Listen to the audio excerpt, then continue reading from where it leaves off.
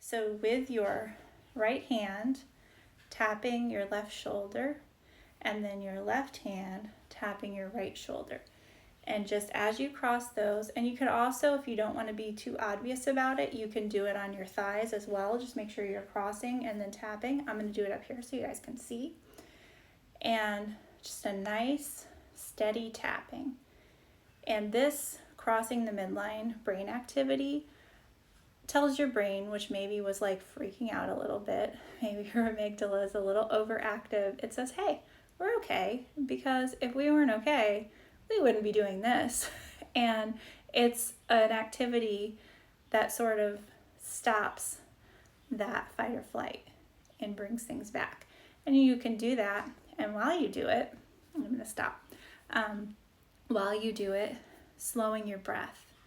And the other thing that will work really well for tricking the brain to calm down is making sure that your out breath is longer than your in breath. So if you're able to breathe, sometimes if we're feeling anxious, it's hard to breathe really long. So you can start with something smaller, but ideally you would get to a place where you're breathing in for 4 seconds.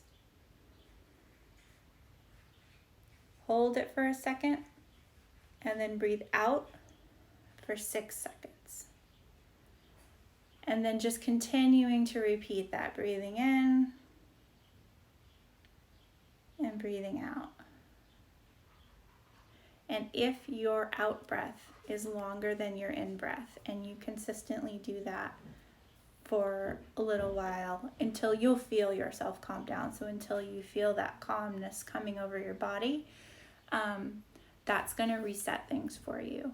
And so, I like to use 4 and 6, but whatever number works for you. And like I said, if you're feeling really frazzled and you can't even breathe in for 4, maybe you feel like you can only breathe in for 1, then you breathe in for 1 and then see if you can breathe out for 2. And as you continue that breathing, then you can add to it and you can extend it. And so that is another tip. And if you guys have any tips yourself that help calm anxiety, I would love for you to share them. You can just post them in the comments.